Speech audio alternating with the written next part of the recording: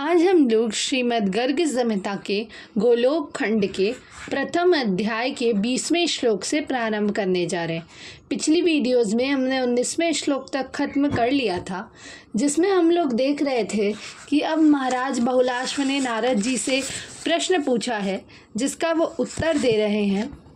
और उसमें वो बता रहे थे कि ये भगवान के कितने अवतार होते हैं, जिसके पश्चात कार्याधिकारं कुर्वन्तः सदंशास्ते प्रकीर्तितः तत्कार्यभारं कुर्वन्तस्तेंशांशा विदिताः प्रभो।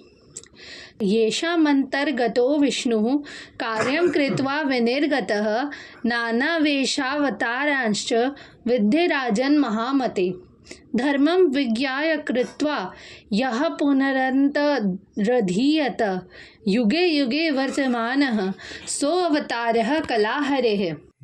जो भगवान के दिए सृष्टि आदि कार्य मात्र के अधिकारक पालन है, वे ब्रह्म आदि सत स्वरूप भगवान के अंश हैं। जो उन अंशों के कार्यभार में हाथ बटाते हैं, वे अंशाश अवतार के नाम से विख्यात हैं।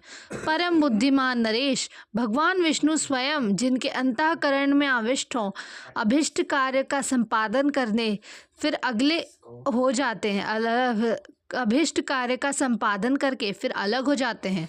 राजन, ऐसे नानाविध अवतारों को आवेशावतार समझो, जो प्रत्येक युग में प्रकट हो, युग धर्म को जानकर उसकी स्थापना करके अतः अंतर्धान हो जाते हैं। भगवान के उन अवतारों को कलावतार कहा गया है। अब यहाँ पर जो हमने पिछली वीडियोस में जिन 6 अवतारों के बारे में पढ़ा था, वो क्या है वो समझाने का एक प्रयास किया गया है। तो जो इस धरती मात्र का ध्यान रखते हैं, जैसे कि ब्रह्मा, विष्णु और महेश, वो सब अंशावतार हैं। और जो इन अंशावतारों का कार्यभार में हाथ बटाते हैं, वो अंशांशावतार के नाम से प्रसिद्ध हैं। उसके बाद भगवान जब कुछ समय के लिए कुछ करने के लिए किसी शरीर को धारण करते हैं और उसके बाद उस शरीर से निकल जाते हैं, वो आवेशावतार है। और जो हर युग में प्रकट होते हैं, भगवान के उन अवतारों को कलावतार कहा जाता है। जिसके पश्चात चतुर्व्यूहो भवेद्यत्र दृश्यन्ते च रसानव अतः परं च वीर्याणि सतु पूर्णः प्रकथ्यते।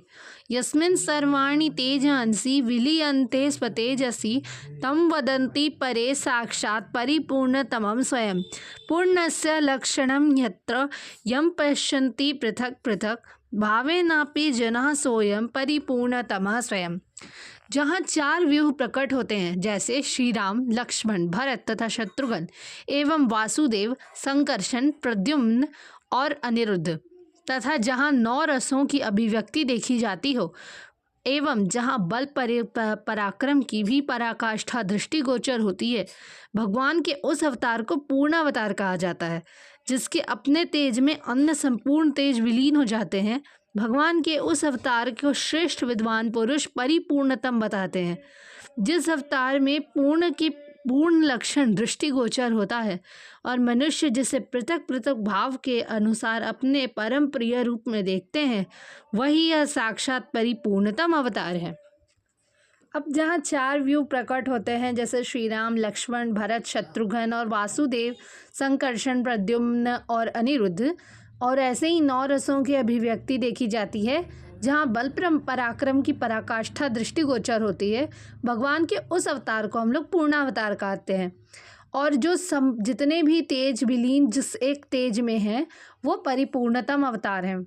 जिस अवतार में पूर्ण का पूर्ण लक्षण दिखता है और मनुष्य जिसे अलग अलग भाव के अनुसार अपने परम प्रिय रूप में देखते हैं, वही पूरी पूर्णतम अवतार हैं, जो इस धरती पर जिस पूरे ब्रह्मांड में एकमात्र श्री कृष्ण ही हैं। धन्यवाद। आज के लिए बस इतना ही। हम लोग आगे के श्लोक अगली वीडियो में करेंगे। तब तक के लिए जय श्री राधे कृष्ण।